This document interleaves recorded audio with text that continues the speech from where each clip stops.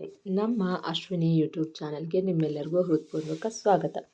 ಪ್ರೇಮಯಾನ ಕಥೆಯ 51ನೇ ಅಧ್ಯಾಯ ನಿಮ್ಮೆಲ್ಲರಿಗೂ ಇಷ್ಟವಾಗಿದೆ ಅಂತ ಭಾವಿಸ್ತೇನೆ. ಹಾಗಿದ್ರೆ ಬನ್ನಿ ಸ್ನೇಹಿತರೆ, ಅಧ್ಯಾಯ 52 ಶುರು ಮಾಡೋಣ. ಚರಣ್ ಇಂದು ತನ್ನ ಪ್ರೀತಿಯನ್ನು ಹೇಳಿಕೊಳ್ಳಲೇಬೇಕೆಂದು ಗಟ್ಟಿ ಧೈರ್ಯ ಮಾಡಿ ರುಕ್ಮಿಣಿಯನ್ನು ಒಂದು ಕಾಫಿ ಶಾಪ್ಗೆ ಕರೆದುಕೊಂಡು ಹೋದ. ಕಾಫಿ ಶಾಪ್ ತಲುಪಿ ಅರ್ಧ ಗಂಟೆಯಾದರೂ ಒಂದು ಮಾತಿಲ್ಲ, ಕಥೆಯಿಲ್ಲ. ಪಾಪ ಹುಡುಗನಿಗೆ ತನ್ನ ಪ್ರೀತಿ ಹೇಳಿಕೊಳ್ಳಲು ಧೈರ್ಯ ಸಾಕಾಗುತ್ತಿಲ್ಲ. ರುಕ್ಮಿಣಿ ಒಂದೇ ಸಮನೆ ಚರಣ್ನ ಗುರಾಯಿಸುತ್ತಿದ್ದಳು. ಹೀಗಿರಬೇಕಾದರೆ ಹುಡುಗನಿಗೆ ಧೈರ್ಯ ಎಲ್ಲಿಂದ ಬರಬೇಕು? ರೀ ಚರಣ್, ನಾನು ನೋಡ್ತಾನೆ ಇದ್ದೀನಿ, ಅರ್ಧ ಗಂಟೆಯಿಂದ ಒಂದು ಮಾತಿಲ್ಲ, ಕಥೆಯಿಲ್ಲ. ಏನ್ರಿ ನಿಮ್ಮ ಪ್ರಾಬ್ಲಮ್? ಕತ್ಲಾಗ್ತಾ ಬಂತು, ನಾನು ಮನೆಗೆ ಹೋಗಬೇಕು ಎನ್ನಲು, ರೀ ರುಕ್ಕು, ನಾನೇನೋ ಹೇಳಬೇಕು, ಆದರೆ ಹೇಗೆ ಹೇಳೋದು ಅಂತ ಗೊತ್ತಾಗ್ತಿಲ್ಲ ಎಂದರೆ, ಹೇಗೆ ಹೇಳೋದು ಅಂದರೆ ಬಾಯಿಂದ ಹೇಳಿ ಎಂದಳು ತಮಾಷೆಯಾಗಿ. ರೀ, ನಾನು ತಮಾಷೆ ಮಾಡೋ ಮೂಡಲ್ಲಿಲ್ಲ, ಐ ಆಮ್ ಸೀರಿಯಸ್ ಎಂದರೆ, ನಾನು ಕೂಡ ಸೀರಿಯಸ್ ಆಗಿ ಹೇಳಿದ್ದು. ಈಗೇನ್ರಿ ವಿಷಯ ಏನು ಅಂತ ಹೇಳ್ತಿರೋ ಅಥವಾ ನಾನು ಎದ್ದು ಹೋಗ್ಲೋ? ಅಮ್ಮ ಮನೇಲಿ ಒಬ್ಬರೇ ಇರ್ತಾರೆ ಚರಣ್, ಸರಿಯಾದ ಸಮಯಕ್ಕೆ ಹೋಗಲಿಲ್ಲ ಅಂದರೆ ನಾನು ಬರಲಿಲ್ಲ ಅಂತ ಗಾಬರಿ ಆಗ್ತಾರೆ. ಸೊ ಪ್ಲೀಸ್, ಏನು ಹೇಳಬೇಕಂತಿದ್ದೀರೋ ಬೇಗ ಹೇಳಿ ಎಂದು ಅವಸರಿಸಿದಳು. ಚರಣ್ ಒಂದು ದೀರ್ಘ ಶ್ವಾಸ ತೆಗೆದುಕೊಂಡು ಐ ಲವ್ ಯು ರುಕ್ಮಿಣಿ ಎಂದು ಬಿಟ್ಟ. ಪಾಪ ಹುಡುಗ ಏನೇನೋ ಹೇಳಬೇಕು, ಹೇಗೆಲ್ಲ ಪ್ರಪೋಸ್ ಮಾಡಬೇಕು ಎಂದು ತಯಾರಾಗಿದ್ದವನು ರುಕ್ಮಿಣಿಯ ಆ ಒಂದು ಆವಾಜಿಗೆ ಹುಡುಗ ತನ್ನ ಪ್ರೀತಿಯನ್ನು ಹೇಳಿ ಮುಗಿಸಿದ್ದ. ರುಕ್ಮಿಣಿಗೆ ಆ 3 ಪದಗಳನ್ನು ಕೇಳಿದ್ದೇ ಶಾಕ್ ಆಯಿತು. ದೊಡ್ಡ ದೊಡ್ಡ ಕಣ್ಣುಗಳನ್ನು ಮಾಡಿಕೊಂಡು ಚರಣ್ನ ನೋಡುತ್ತಾ ಬಾಕಿಯಾದಳು. ರೀ ರುಕ್ಕು, ಯಾಕ್ರಿ ಹಾಗೆ ಶಾಕ್ ಹೊಡೆದವ್ರು ಹಾಗೆ ನೋಡ್ತಿದ್ದೀರಾ ಎಂದು ಕೇಳಿದರೆ ಆ ಕ್ಷಣಕ್ಕೆ ಅವಳಿಗೆ ಹೇಗೆ ರಿಯಾಕ್ಟ್ ಮಾಡಬೇಕೆಂದು ಗೊತ್ತಾಗಲಿಲ್ಲ. ನಾನು ನಿಜವಾಗ್ಲೂ ನಿಮ್ಮನ್ನು ತುಂಬ ಪ್ರೀತಿ ಮಾಡ್ತೀನಿ ರೀ, ಇದಕ್ಕೆ ನಿಮ್ಮ ಅಭಿಪ್ರಾಯ ಏನು ಅಂತ ಹೇಳಿ ಎಂದು ಕೇಳಿದರೆ, ಹೀಗೆ ಸಡನ್ನಾಗಿ ನಿಮ್ಮ ಅಭಿಪ್ರಾಯ ಹೇಳಿ ಅಂದರೆ ಹೇಗೆ ಹೇಳೋದು? ನಂಗೆ ಸ್ವಲ್ಪ ಟೈಮ್ ಬೇಕು ಎಂದಳು. ಸರಿ ಆಯಿತು, ಎಷ್ಟು ದಿನ ಬೇಕು ಎಂದು ಧೈರ್ಯ ಮಾಡಿ ಕೇಳಿದ್ದ. ಎಷ್ಟು ದಿನ ಅಂತಲ್ಲ, ನಾನು ಯೋಚನೆ ಮಾಡಿ ಹೇಳ್ತೀನಿ ಎಂದಾಗ ಚರಣ್ಗೆ ಬೇಸರವಾಯಿತು.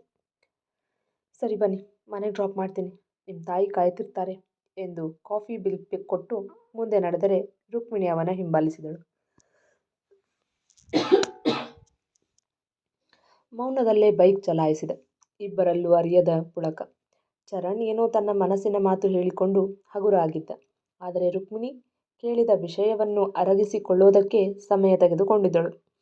ಚರಣ್ ಬೈಕ್ ಇಲ್ಲೇ ನಿಲ್ಲಿಸಿ, ಅಮ್ಮ ನನ್ನನ್ನು ಹೀಗೆ ನಿಮ್ಮ ಜೊತೆ ನೋಡಿದ್ರೆ 100 ಪ್ರಶ್ನೆ ಕೇಳ್ತಾಳೆ ಎಂದು ತಮ್ಮ ಮನೆಗೆ ಹೋಗುವ ದಾರಿಯಲ್ಲೇ ಹೇಳಿದಳು. ರೀ ರುಕ್ಕು, ನಿಮ್ಮ ನಿರ್ಧಾರಕ್ಕೆ ಕಾಯ್ತಿರ್ತೀನಿ, ಆದಷ್ಟು ಬೇಗ ನಿಮ್ಮ ನಿರ್ಧಾರ ತಿಳಿಸಿ. ಓಕೆ ಬಾಯ್ ಎಂದು ಹೇಳಿ ಬೈಕ್ ಚಲಾಯಿಸಿದ. ರುಕ್ಮಿಣಿ ಅವನು ಹೋಗುವ ದಾರಿಯನ್ನೇ ನೋಡುತ್ತಾ ಬೈಕ್ ಕಣ್ಮರೆಯಾಗುತ್ತಿದ್ದಂತೆ ನಿಟ್ಟುಸಿರು ಬಿಟ್ಟು ತನ್ನ ಮನೆ ದಾರಿ ಹಿಡಿದಳು. ಪ್ರಶಾಂತ್ ಭರಣಿಯನ್ನು ಮನೆಗೆ ಬಿಟ್ಟು, ಓಕೆ ಭರಣಿ ಬಾಯ್ ಎಂದು ಹೇಳಿ ಹೋಗುವಾಗ, ಥ್ಯಾಂಕ್ಸ್ ಪ್ರಶಾಂತ್ ಎಂದಳು. ಪ್ರಶಾಂತ್ ಭರಣಿ ಬಾಯಿಂದ ಥ್ಯಾಂಕ್ಸ್ ಅನ್ನೋ ಪದ ಕೇಳಿ ಆಶ್ಚರ್ಯ ಆಗಿತ್ತು. ಪರವಾಗಿಲ್ಲ ಭರಣಿ ಎಂದಾಗ ಅವನಿಗೊಂದು ಮುಗುಳು ನಗೆ ಬೀರಿ ಹೋದಳು. ಅಬ್ಬಾ, ಎಷ್ಟೊಂದು ಬದಲಾವಣೆ, ಆಗಿನ ಭರಣಿಗೂ ಈಗಿನ ಭರಣಿಗೂ ಅಜಗಜಾಂತರ ವ್ಯತ್ಯಾಸ ಇದೆ ಎಂದು ಹೇಳಿಕೊಂಡು ತನ್ನ ರೂಮ್ ಕಡೆ ಬೈಕ್ ಚಲಾಯಿಸಿದ. ಏನೇ ಹುಡುಗಿ, ಒಬ್ಬಳೇ ಬರ್ತಿದ್ಯಾ, ಭರತ್ ಎಲ್ಲಿ ಎಂದು ಕೇಳಿತು ಅಜ್ಜಿ. ಭರಣಿಯೊಬ್ಬಳನ್ನೇ ನೋಡಿದ ಕಮಲಮ್ಮ ಅಜ್ಜಿ. ಅಜ್ಜಿ, ಆಫೀಸ್ನಲ್ಲಿ ಇನ್ನೊಂದು ಸ್ವಲ್ಪ ಕೆಲಸ ಇತ್ತು, ಅದಕ್ಕೆ ಅವನು ಲೇಟಾಗಿ ಬರ್ತಾನೆ, ಹಾಗಾಗಿ ನಾನು ಒಬ್ಬಳೇ ಬಂದೆ ಎಂದವಳಿಗೆ ಯಾಕೋ ಮೇಲೆ ರೂಮಿಗೆ ಹೋಗಲು ಮನಸ್ಸಾಗದೆ ಅಲ್ಲೇ ಅಜ್ಜಿಯ ಪಕ್ಕ ಕುಳಿತಳು. ಏನಾಯಿತು ನಮ್ಮ ಬಂಗಾರಿಗೆ, ಮುಖ ಯಾಕೆ ಸಪ್ಪಗಿದೆ? ಭರತ್ ನೆನ್ನೆ ವಿಷಯಕ್ಕೆ ಬೈದ್ನಾ ಎಂದು ಕೇಳಿದರೆ, ಇಲ್ಲ ಅಜ್ಜಿ ಎಂದಳು. ಮತ್ತೆ ಯಾಕೆ ಹೀಗಿದೆಯಾ ಎಂದು ಕೇಳಿದರೆ, ಯಾಕೋ ಮನಸ್ಸಿಗೆ ಬೇಜಾರು ಅಜ್ಜಿ, ಯಾಕೆ ಅಂತ ಗೊತ್ತಾಗ್ತಿಲ್ಲ ಎಂದರೆ, ಹೌದು ಯಾರಂತೆ ಹುಡುಗಿ ಎಂದು ಕೇಳಿದರೆ, ಅವನು ಹೇಳಿದರೆ ತಾನೇ ಗೊತ್ತಾಗೋದಕ್ಕೆ ಎಂದಾಗ, ನೀನು ಕೇಳಬೇಕಿತ್ತು ಎನ್ನಲು, ಕೇಳಿದೆ ಅಜ್ಜಿ. ಏನು ಹೇಳ್ದ ಎಂದು ಕೇಳಿದರು. ಅದೇನೋ ಕಪ್ಪು ಕಂಗಳು ಚೆಲುವೆ ಅಂತೆ, ಕತ್ತಿಯಷ್ಟೇ ಹರಿತಾ ಉಳ್ಕೊಂಡು ನೋಟ ಅಂತೆ, ಅದರದ್ದೇನೋ ಮೊಣಚು ಅಂದ, ನಂಗೆ ಸರಿಯಾಗಿ ಅರ್ಥ ಆಗಲಿಲ್ಲ ಎಂದಾಗ, ಕತ್ತಿಯಷ್ಟೇ ಮೊಣಚು ಅನ್ನ ಎಂದು ಕೇಳಲು, ಕರೆಕ್ಟ್ ಅಜ್ಜಿ, ಹೀಗೆ ಹೇಳಿದ್ದು ಅವನು ಎನ್ನಲು, ಮತ್ತೇನು ಹೇಳ್ದ? ಕಾಮನ್ ಬಿಲ್ಲಿನಂಥ ಹುಬ್ಬು ಇವೆ ಅಂತೆ, ಎಂಥದ್ದೋ ತುಟಿ ಅಂದ ಅವನು ಎಂದು ತಲೆ ಕೆರೆದುಕೊಳ್ಳಲು, ಕೆಂದುಟಿ ಅಂದೇನೇ? ಹೌದು ಹೌದು ಅಜ್ಜಿ, ಥೇಟ್ ಹೀಗೆ ಹೇಳ್ದ ಎಂದರೆ ಆಮೇಲೆ ಆಮೇಲೆ ಹಾಲಿನಷ್ಟು ಬೆಳ್ಳಗಿದ್ದಾಳಂತೆ, ಮುಟ್ಟಿದ್ರೆ ಸಾಕು ಮುಖ ಕೆಂಪಾಗುತ್ತಂತೆ, ಅವಳ ಹೈಟು ಎಷ್ಟು ಹೇಳ್ದ ನೆನಪಾಗ್ತಿಲ್ಲ ಅಜ್ಜಿ, ಮತ್ತು ಕೆನ್ನೆ ತುಂಬಿಕೊಂಡು ಗುಂಡಾಗಿದ್ದಾಳೆ ಅಂದ. ಅಂದರೆ ದಂತದ ಗೊಂಬೆ ಆಗಿದ್ದಾಳೆ ಅಂದ ಅಲ್ವಾ ಎಂದು ಕೇಳಿದರೆ, ಹೌದು ಅಜ್ಜಿ ಎಂದು ಪೆಚ್ಚಾಗಿ ಹೇಳಿದವಳು, ಅಜ್ಜಿ ನಾನು ನೋಡೋದಕ್ಕೆ ಚೆನ್ನಾಗಿಲ್ವಾ ಎಂದು ಕೇಳಿದರೆ, ಯಾರು ಹೇಳಿದ್ದು, ತುಂಬ ಮುದ್ದಾಗಿದೆಯಾ ಎಂದಾಗ, ಮತ್ತು ಯಾಕೆ ಭರತ್ ಅದ್ಯಾರೋ ಹುಡುಗಿ ಹಿಂದೆ ಹೋಗ್ತಿದ್ದಾನೆ ಎಂದು ಕೇಳಿದಾಗ, ಅದೇ ಆ ಬಿತ್ರಿನಾ ಎಂದು ಕೇಳಿದ್ದರು ಅಜ್ಜಿ. ಅಯ್ಯೋ ಬಿತ್ರಿನೋ ಛತ್ರಿನೋ ಒಟ್ಟಿನಲ್ಲಿ ಅವಳು ಹಿಂದೆ ಹೋಗ್ತಿದ್ದಾನೆ ಎಂದಾಗ, ಪುಟ ನಾನು ಒಂದು ಮಾತು ಕೇಳಲಾ ಎಂದರೆ, ಎಂದು ತಲೆ ಆಡಿಸಿದಳು. ನಿಮ್ಮ ಸಂಸಾರ ಶುರು ಆಗಿದೆಯಾ, ಅಂದರೆ ನೀನು ಭರತ್ ಒಂದಾಗಿದ್ದೀರಾ ಎಂದು ಕೇಳಿದರೆ, ಮುಜುಗರದಿಂದ ಇಲ್ಲ ಅಜ್ಜಿ ಎಂದು ತಲೆ ತಗ್ಗಿಸಿದಳು. ಅದಕ್ಕೆ ಅವನು ಆಚೆ ಹೋಗ್ತಿರೋದು, ಮನೇಲಿ ಊಟ ಸಿಗದೆ ಹೋದರೆ ಹೋಟೆಲಲ್ಲೇ ತಾನೇ ಊಟ ಮಾಡೋದು ಎಂದು ಕೇಳಿದರೆ, ಏನಾರ ಹೇಳಬೇಡ ಅಜ್ಜಿ, ಅವನು ಹೋಟೆಲ್ ಊಟ ಮಾಡಲ್ಲ, ಮನೆಯಲ್ಲೇ ತಿಂತಾನೆ ಎಂದಾಗ ಅಜ್ಜಿ ಹಣೆ ಚಚ್ಚಿಕೊಂಡರು. ಅದೇ ಸಮಯಕ್ಕೆ ಕಾಫಿ ಹಿಡಿದು ಬಂದ ಅವರ ಸೊಸೆ ಮೇಘ ಇವರ ಮಾತುಗಳನ್ನು ಕೇಳಿಸಿಕೊಂಡಿದ್ದಳು. ಜೊತೆಗೆ ಭರಣಿಯ ಮುಗ್ಧತೆ ಕಂಡು ನಗುವೂ ಬಂದಿತು.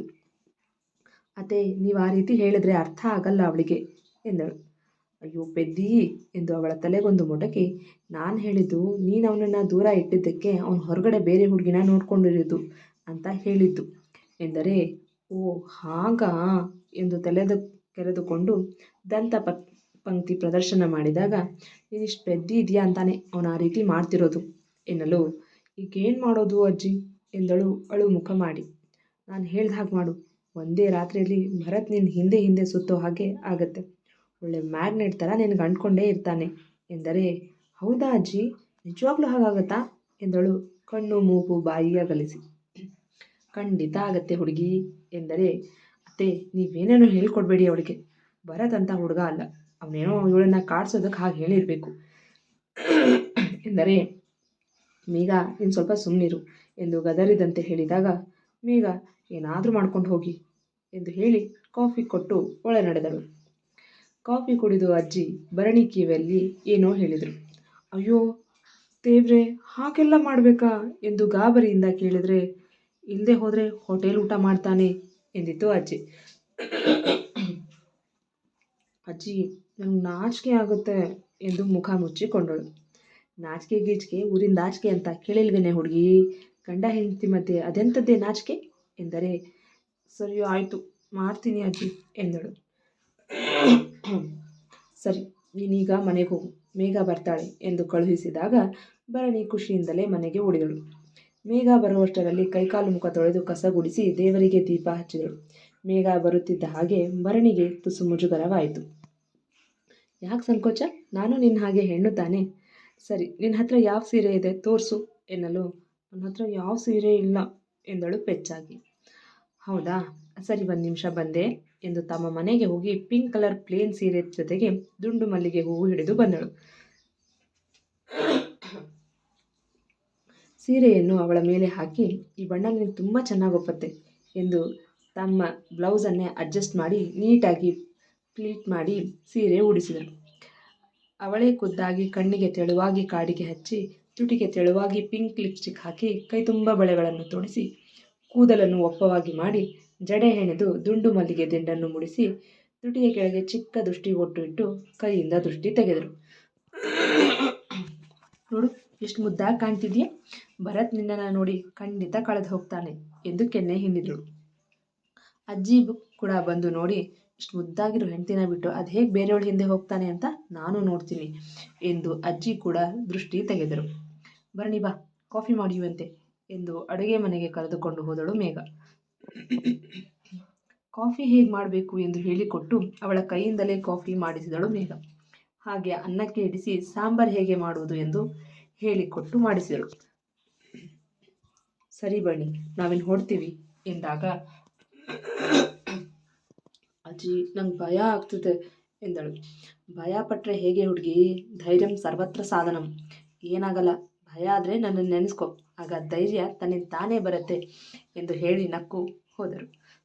ಅವರು ಹೋಗುತ್ತಿದ್ದ ಹಾಗೆ ಬಾಗಿಲು ಹಾಕಿಕೊಂಡು ಬಂದು ಬೆಡ್ ಮೇಲೆ ಕೂತು ಭರತ್ ಬಗ್ಗೆ ಯೋಚಿಸಲು, ತನ್ನನ್ನು ಸೀರೆಯಲ್ಲಿ ನೋಡಿ ಹೇಗೆ ರಿಯಾಕ್ಟ್ ಮಾಡ್ತಾನೋ ನೋಡುವ ಕಾತುರ ಅವಳಿಗೆ.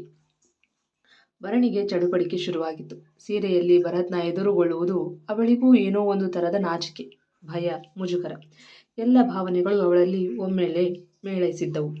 ಅಜ್ಜಿ ಮತ್ತೆ ಮೇಘ ಹೋದ 10 ನಿಮಿಷಕ್ಕೆ ಭರತ್ ಬಂದಿದ್ದ. ಇದು ತುಸು ತಡವಾಗಿತ್ತು. ಬಾಗಿಲು ಬಡಿಯುವ ಸದ್ದಿಗೆ ಭರಣಿ ಎದೆ ಬಡಿತ ಜೋರಾಗಿ ಹೃದಯದ ತಾಳ ತಪ್ಪಿತ್ತು. ತನ್ನ ಎದೆಯ ಮೇಲೆ ಕೈ ಇಟ್ಟುಕೊಂಡು ತನ್ನಷ್ಟಕ್ಕೆ ತಾನೇ ಧೈರ್ಯ ಹೇಳಿಕೊಳ್ಳುತ್ತಿದ್ದಳು. ಭರತ್ ಮತ್ತೆ ಬಾಗಿಲು ಬಡಿದ. ಎಷ್ಟೊತ್ತು ಮಾಡ್ತಿದ್ದಾಳೆ ಬಾಗಿಲು ತೆಗೆಯೋದಕ್ಕೆ ಎಂದು ಸಮಯ ನೋಡಿದಾಗ ಗಂಟೆ 9 ಆಗಿತ್ತು. ಓ ಶಿಟ್, ಟೈಮ್ ಆಗಿದೆ, ಮಲಗಿಬಿಟ್ಲಾ ಹೇಗೆ? ಛೇ, ಲೇಟಾಗಿ ಹೋಯ್ತು ಎಂದು ಮತ್ತೊಮ್ಮೆ ಬಾಗಿಲು ಬಡಿಯಲು, ಹಾ ಬಂದೆ ಎಂದು ಕನ್ನಡಿ ಮುಂದೆ ನಿಂತು ತನ್ನನ್ನೊಮ್ಮೆ ನೋಡಿಕೊಂಡು ಎಲ್ಲವೂ ಸರಿ ಇದೆಯಾ ಎಂದು ಪರಿಶೀಲಿಸಿ ಹೋಗಿ ಬಾಗಿಲು ತೆರೆದಳು. ಭರತ್ಗೆ ಕೋಪ ಬಂದಿತ್ತು.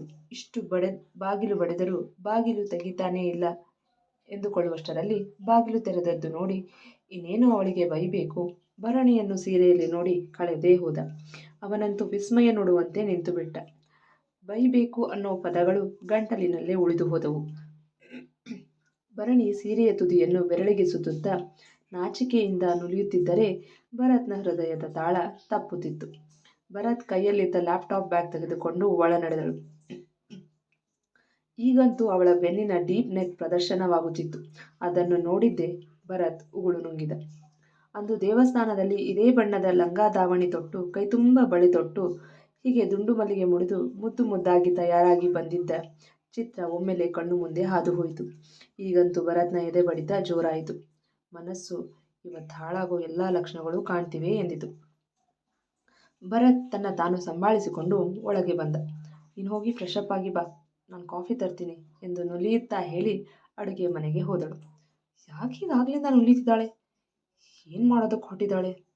ದೇವ್ರೇ, ಇವತ್ತು ನೀನೇ ನನ್ನ ಕಾಪಾಡಬೇಕು ಎಂದು ಮನಸ್ಸಲ್ಲೇ ಹೇಳಿಕೊಂಡು ಬಾತ್ರೂಮ್ ಹೊಕ್ಕ.